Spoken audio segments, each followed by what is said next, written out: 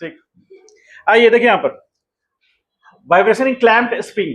Spring जो हम लोग जनरली एग्जांपल लिए थे कल, गिटार का लिए थे। ठीक है, गिटार में क्या होता है, दो इंड पॉइंट है, दोनों पॉइंट क्लैम्प्ड किया हुआ है। ठीक है, तो इसमें वाइब्रेशन का क्या सिचुएशन है, ये आपका ऑब्जेक्टिव में क्वेश्चन आता है। जैसे मान लीजिए हम लोग मान के चलेंगे ए पॉइंट में कि when when string is clamped at both and. आपको डिफरेंस समझ में आएगा कि एक इंड पे क्लैम्प करने से क्या होगा, दो इंड पे क्लैम्प करने से क्या होगा। पहले हम क्या लेके चल रहे हैं कि दोनों इंड पे क्लैम्प कर रहे हैं। तो पहला सिचुएशन में हम क्या देख रहे हैं कि ये मीन पोजीशन है, इस जगह पर क्लैम्प किया हुआ है और इस जगह पर क्लैम्प किया हुआ है। लेंथ उसका एल है। तो जब क्लैम्प किया हुआ है तो उसमें जो वाइब्रेशन, यदि मान लीजिए कि ये स्ट्रिंग है, उसको हम यहां से खींच कर रिलीज करेंगे तो ऑसिलेट करेगा मीन पोजीशन के। तो कुछ इस तरह का सिचुएशन होगा। मतलब ये पोर्शन, ये पॉइंट क्या आएगा, एंटी नोड बनेगा और ये नोड पॉइंट बनेगा। ठीक है, तो जैसे स्ट्रिंग जो है वो ऑसिलेट करेगा अपने मीन पोजीशन, क्योंकि यहां से तो हट नहीं सकता, क्लैम्प किया हुआ है, और इस एंड पे भी क्लैम्प किया हुआ है। तो दोनों एंड में तो वो रिलीज हो नहीं सकता, यहां पर तो क्लैम्प ही है। तो जब भी वो स्प्रिंग ऑसिलेट करेगा तो इस तरह का एक पाथ या इस तरह का एक टेंशन डेवलप करेगा। यहां पर ये टेंशन होगा। अब हमको ये समझना है कि ये नोडल पॉइंट होगा। तो नोडल पॉइंट में कैसा पॉइंट है, तो नोड है ये। क्यों, क्योंकि यहां पर डिस्प्लेसमेंट क्या है, तो डिस्प्लेसमेंट ऑफ वेव पार्टिकल, जो भी वेव बन रहा है उस पार्टिकल का यहां पर डिस्प्लेसमेंट क्या है, बोलिए, जीरो। और यहां पर डिस्प्लेसमेंट क्या है, हाँ, displacement of wave particle is maximum. Maximum, और इसीलिए ये एंटी नोड कंडीशन है। लेंथ हम क्या मान रहे हैं, टोटल लेंथ हम स्ट्रिंग का एल माने थे। तो आप बता सकते हैं एक नोड पॉइंट से एक एंटी नोड के बीच का गैप कितना होता है, लैम्डा बाई 4। तो यहां पर मान लेते हैं इस पॉइंट को, ये नोडल पॉइंट को हम ए मान लेते हैं और इस नोडल पॉइंट को बी मान लेते हैं। तो ए से बी का यदि वेवलेंथ के टर्म में बात करें तो कितना लेंथ होगा, तो ये लेंथ लैम्डा बाई 2 होगा। तो लैम्डा बाई 2, तो हम ये लिख सकते हैं क्या, L is equal to lambda by 2। तो यहां से lambda is equal to 2L लिख सकते हैं। हमें पता है कि स्पीड v बराबर क्या होता है, f इंटू लैम्डा। हमको फ्रीक्वेंसी निकालना है, v बाई लैम्डा लिख सकते हैं, और लैम्डा का वैल्यू कितना है 12। तो यहां v अपॉन 12 लिख सकते हैं, यानी कि f is equal to v upon 12 होगा। ठीक है, ये फंडामेंटल फ्रीक्वेंसी कहलाता है। इसको हम लोग बोलेंगे F, where F is fundamental frequency. Fundamental frequency, ठीक है, फंडामेंटल फ्रीक्वेंसी। और ये जो है हमारा फर्स्ट हार्मोनिक कहलाएगा, फर्स्ट हार्मोनिक। ठीक है, अब सिचुएशन ये है, इस फर्स्ट केस में लिए। अब मान लीजिए सेकेंड, यहां पर इसको थोड़ा इस तरह से लिख लीजिए कि ये when string makes one loop, यदि स्ट्रिंग वन लूप बनाएगा। पहला सिचुएशन क्या है कि स्ट्रिंग जो है क्लैंप है दोनों एंड पर, यानी ए पॉइंट और बी पॉइंट पे क्लैंप है। हम पहला सिचुएशन के अंदर में जो ले रहे हैं कि उसमें क्या बोल रहे हैं, स्ट्रिंग जो है वो क्या हो रहा है, एक लूप बना रहे हैं। अब ऐसा ही दूसरे केस में क्या हो सकता है, when string makes two loop. यदि स्ट्रिंग टू लूप बनाएगा तो सिचुएशन क्या हो सकता है, यहां नोडल पॉइंट है ये एन, इस पॉइंट को ए बोल रहे हैं और इस पॉइंट को हम बी बोल रहे हैं। ऐसा हो सकता है कि स्ट्रिंग दो लूप बनाए, ऐसा हो सकता है, बोलिए, ऐसा भी तो हो सकता है। ऐसा कब होगा, जैसे यहां से मेन पोजीशन से इसको डिस्टर्ब करेंगे तो एक लूप बनाएगा। मेन पोजीशन पे ना होकर के मान लीजिए ये पॉइंट सी है, तो हम यहां पर इसको डिस्टर्ब करें, यहां खींच के रिलीज करें, तो ऐसा दो लूप बन सकता है। मेन पोजीशन पे उसको स्ट्रेच ना करके किसी साइड पोर्शन पे हम स्ट्रेच करें, वो नहीं समझे? जैसे बो और एरो में क्या होता है, जब हम लोग बो को मतलब उसके स्ट्रिंग को खींचते हैं, स्ट्रेच करते हैं, तो सेंटर पॉइंट पे करते हैं। यदि एक एंड से करेंगे तो वहां पर भी उसको रिलीज करने पर वेव डबल लूप का बनेगा। यदि सेंटर पॉइंट पे हम उसको स्ट्रेच करेंगे तो एक लूप बनेगा, सेंटर पॉइंट से इस साइड में या इस साइड में स्ट्रेच करेंगे तो दो लूप बनेगा, ज्यादा इधर करेंगे तो और थ्री लूप भी बन सकता है। ठीक है, तो अभी हम लोग बात कर रहे हैं किसका, जिसमें दो लूप बन रहा है। तो दो लूप बनेगा तो आप ये कह सकते हैं कि ये पॉइंट नोड पॉइंट है, ये पॉइंट क्या होगा, एंटी नोड होगा। ये पॉइंट क्या फिर बनेगा, नोड। ये पॉइंट एंटी नोड और ये पॉइंट फिर नोड। और आपको पता है यहां से यहां का दूरी क्या होगा, ए से सी का दूरी कितना होगा, लैम्डा बाई 2 होगा ना, एक नोड से दूसरे नोड के बीच का। हाँ, और यहां पर ये कितना होगा, लैम्डा बाई 2। तो ये लेंथ एल था ना, तो इस केस में, किस केस में, जब दो लूप बन रहा है उस केस में एल बराबर क्या होगा, 2 इंटू लैम्डा बाई 2 होगा। तो कैंसिल होकर एल बराबर लैम्डा आएगा। चूंकि हमको एफ बराबर वी अपॉन एल पता है, तो एल की जगह पर हम क्या पुट कर सकते हैं, सॉरी यहां पर लैम्डा होता है तो वी अपॉन लैम्डा की जगह पर एल। अब ये हमारा F2 है, तो F2 को हमको ये फर्स्ट हार्मोनिक में चेंज करना है। तो फर्स्ट हार्मोनिक में चेंज करने के लिए क्या, F2 is equal to 2 into V upon 2L लिख सकते हैं। तो ये हमारा हार्मोनिक, ये हमारा सेकेंड हार्मोनिक हुआ, सेकेंड हार्मोनिक। और इसको हम लोग बोलेंगे फर्स्ट ओवरटोन। ओवरटोन कहने का मतलब एक से ज्यादा लूप बना, तो फर्स्ट ओवर लूप, दूसरा लूप बना। और ये हमारा हो गया सेकेंड हार्मोनिक, और ये हमारा क्या कहलाएगा, F1। तो F2 is equal to 2F1 लिख सकते हैं क्या, लिख सकते हैं। तो ऐसे हम लोग बोलेंगे सेकेंड हार्मोनिक, क्योंकि दो लूप बना और उससे हमारा एक, हमारा इसमें एक लेंथ में दो हमारा स्ट्रिंग का लूप बना, इसलिए उसको सेकेंड हार्मोनिक बोलेंगे। और चूंकि ऐसा एक जगह लूप में सेंटर पॉइंट आया, इसीलिए इसको फर्स्ट ओवरटोन बोलेंगे।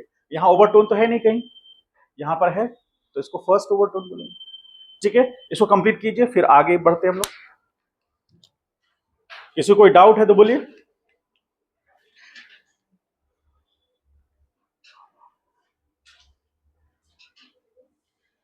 इसी तरह थ्री लूप होगा तो क्या होगा,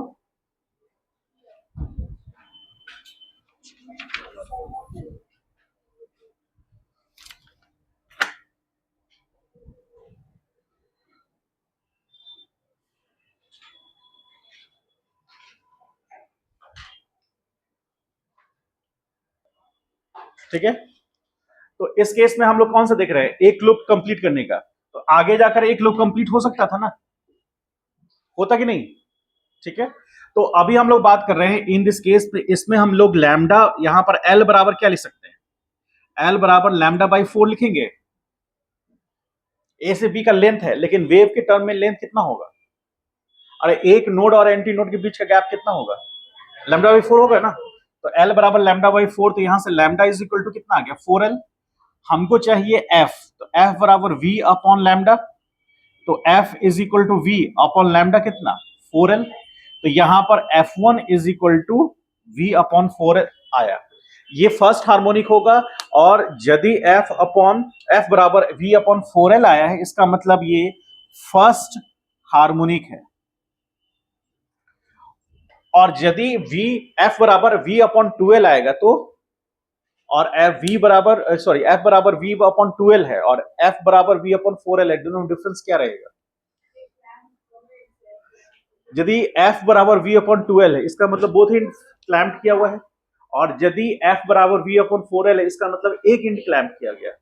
अच्छा, इसमें भी लूप्स बनेंगे, अब इसमें भी लूप बनेगा। जैसे छोटा सा एग्जांपल देकर बताते हैं, सेकंड पार्ट उसी में आ जाएगा, सी पॉइंट।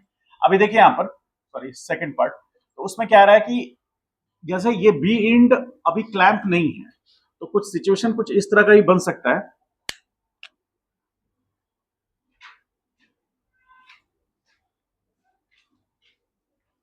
कुछ इस तरह का बन सकता है,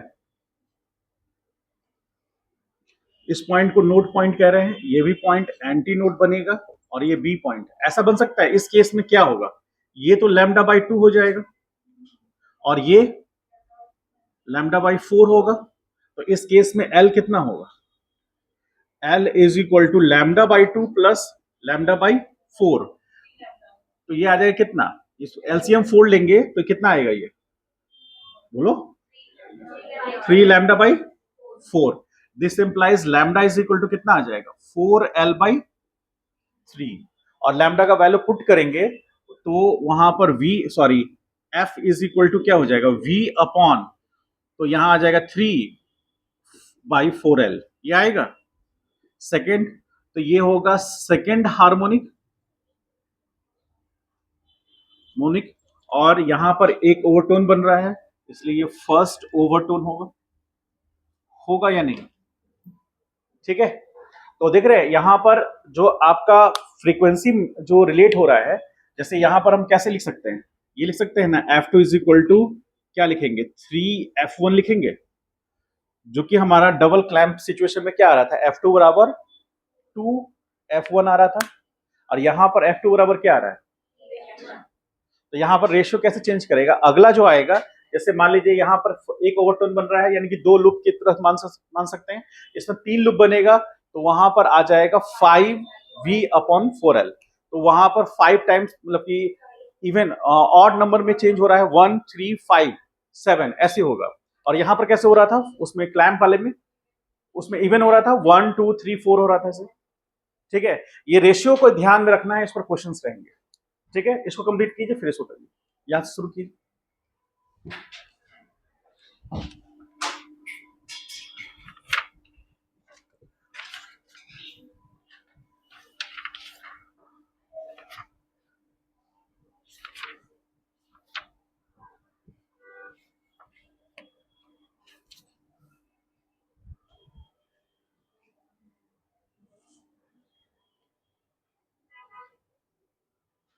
मैक्सिमा कब मिलेगा,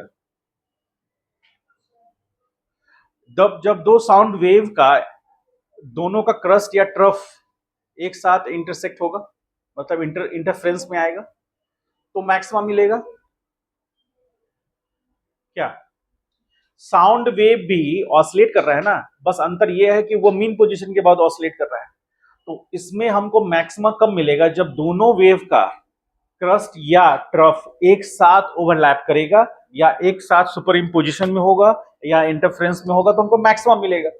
और मैक्सिमम के लिए हमने ये मान के चला है कि 2πn के बराबर होगा फेज डिफरेंस, ठीक है। तो यहां से हम क्या निकाल रहे हैं, n बराबर F2 F1, n का वैल्यू तो हम चेंज कर सकते हैं ना। तो यहां से t बराबर हम क्या लिख सकते हैं, t बराबर क्या लिखेंगे n upon mod F1 F2 minus F1। Mod इसलिए क्योंकि हो सकता है कि F2 का फ्रीक्वेंसी कम हो, F1 का फ्रीक्वेंसी ज्यादा हो। अब यहां इसके अकॉर्डिंग क्या है कि एट n बराबर 0 पर T1 क्या मिलेगा, उसके बाद n बराबर 1 पे T1 क्या मिलेगा, 1 अपॉन F2 माइनस F1 मिलेगा। और यदि हम n बराबर 2 कर देंगे तो T2 क्या मिलेगा, 2 डिवीजन में F2 माइनस F1 मिलेगा। क्या आपको लग रहा है कि टाइम के साथ साथ फ्रीक्वेंसी, मतलब ये टाइम के साथ n के साथ साथ टाइम का जो हो रहा हमारा चेंज हो रहा है उससे हमारा क्या चेंज हो रहा है, टाइम यहां पर n बराबर 0 पर टाइम 0, ठीक है, 0 टाइम पे n बराबर 0 पर, उसके बाद n बराबर 1 पे हमारा T1 क्या मिलेगा 1 अपॉन F2 माइनस F1। तो ये T2 जो वैल्यू है, T2 का वैल्यू घट रहा है या बढ़ रहा है, बढ़ रहा है। इसका मतलब है कि जो बीट होगा, बीट ज्यादा समय पर रिपीट होगा, नहीं समझे। इंटरवल जो है वो समय जैसे जैसे n बढ़ रहा है उनके बीच का गैप बढ़ रहा है, टाइम बढ़ रहा है। जैसे आप यहां पर लेंगे T2 माइनस T1 तो ये डेल्टा T होगा और ये क्या होगा T2 minus T1 T by delta F, मान लेते हैं T बाई डेल्टा एफ है माइनस 1 बाई डेल्टा एफ है, तो डेल्टा एफ तो सेम है तो यहां क्या आ गया 1 बाई डेल्टा एफ, ये गैप आ रहा है और ये गैप हर कंसेक्यूटिव टाइम में होगा। टाइम कहने का मतलब क्या हुआ, अभी बीट सुनाई दिया, कुछ सेकंड के बाद फिर बीट सुनाई दिया, वो तो उनके बीच का गैप हुआ। तो मान लीजिए 2 सेकंड पर बीट सुनाई दिया, फिर 4 सेकंड पर बीट सुनाई दिया, तो T1 हो गया 2 सेकंड, और 4 सेकंड पर फिर बीट सुनाई दिया, तो वो हो गया T2। अब उनके बीच का गैप क्या है, T2 माइनस T1, तो 4 - 2, तो 2 सेकंड पर उनके बीच का जो गैप है उसमें हमको बीट्स नहीं सुनाई दिया, यानी एक बीट से दूसरे बीट का जो गैप आ रहा है वो 2 सेकंड का आ रहा है, और वो मेंटेन रहेगा, तभी तो रेगुलर बेसिस पे हमको बीट सुनाई देगा। कोई बीट साउंड, कभी कोई भी बीट, कोई भी म्यूजिक आप ले लीजिए, वो रिपीट होता है कि नहीं होता है, और एक पर्टिकुलर इंटरवल के बाद रिपीट होता है ना। कोई भी गाना आप बता दीजिए, कोई भी ऐसा म्यूजिक है जो रिपीट नहीं होता है, बताइए। कोई ऐसा गाना सुना हो आपने अपने जीवन काल में जो उसके बीट या उसका म्यूजिक रिपीट ना हो गाने में, बताइए। हाँ, कोई है तो बताइए।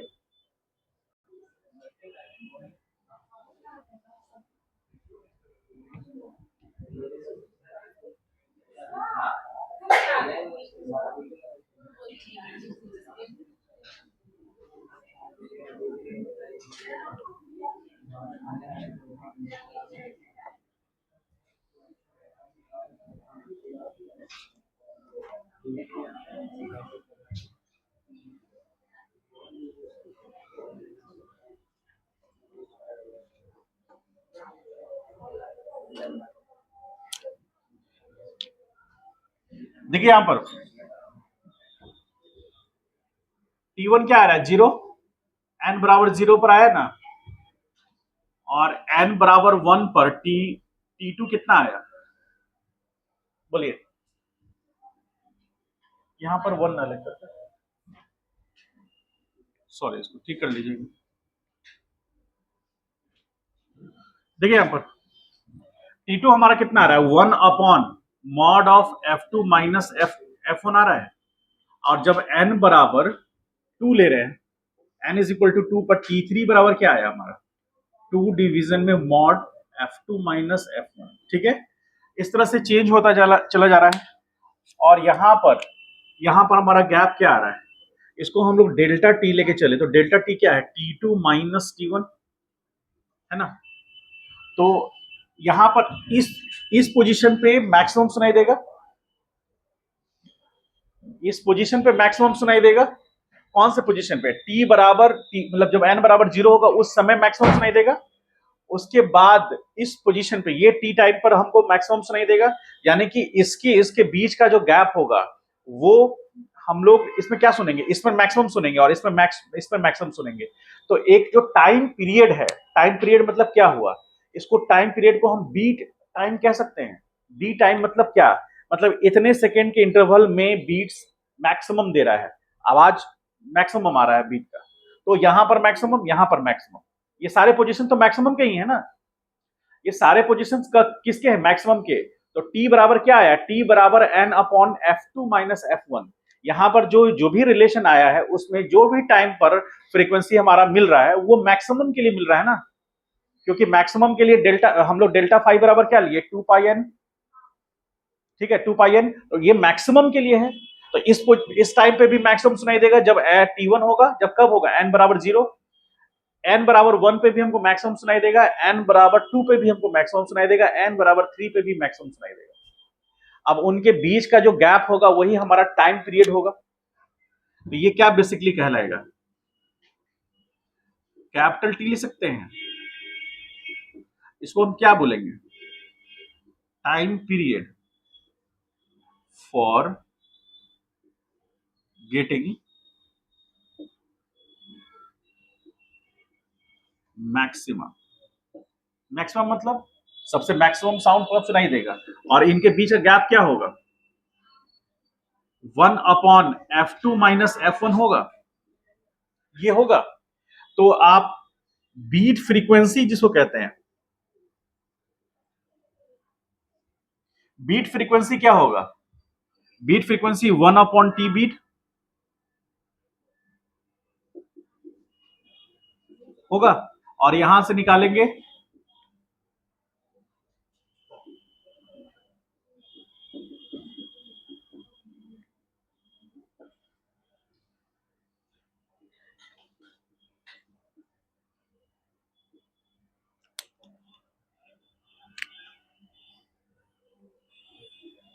इसको लिख लीजिए।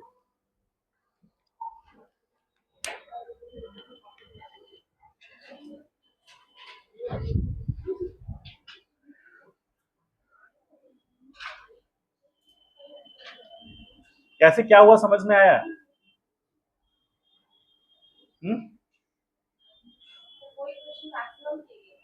हाँ, ये जो है ना T1, वो T1 बराबर क्या था? 0। हम पहला सिचुएशन लेके चल रहे हैं। और उसका T2 क्या आया हमारा? 1/F2 minus F1। दोनों के बीच गैप लेंगे तो कितना आ रहा है? T2 माइनस T1 करने पे कितना आ रहा है? अच्छा, क्या T3 माइनस T1 करने पर वही आ रहा है? हाँ, तो मतलब एक टाइम पीरियड जो है हमारा किस पे डिपेंड कर रहा है? टाइम पीरियड कौन सा? फर्स्ट मैक्सिमा से दूसरा मैक्सिमा को सुनने में। तो फर्स्ट मैक्सिमा से दूसरे मैक्सिमा को सुनने में टाइम पीरियड कितना है? 1/F2 minus F1। ये इसी को हम लोग बोलते हैं टाइम पीरियड फॉर मैक्सिमा या time period to two consecutive beat beat. ठीक है, तो वो टाइम पीरियड निकला। तो टाइम पीरियड बराबर क्या होता है? टी बराबर 1/F होता है ना। तो वहां से हम क्या निकाले? बीट टाइम निकाले। और उसके बाद बीट फ्रीक्वेंसी हमको निकालना है, तो 1/TB होगा। और वो क्या है?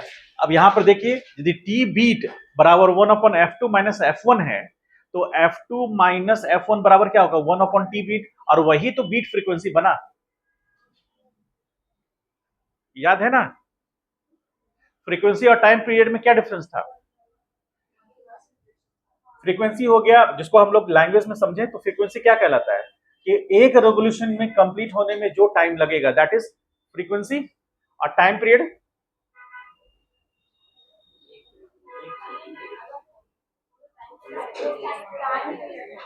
एक सेकेंड में नंबर ऑफ रेवोल्यूशन जो होगा उसको क्या बोलेंगे?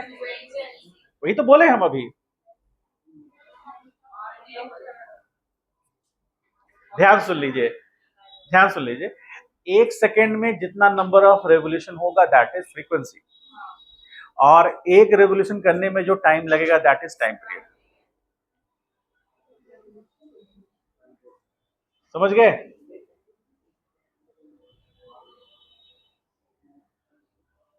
थोड़ा सा और रिवाइज करने की जरूरत है।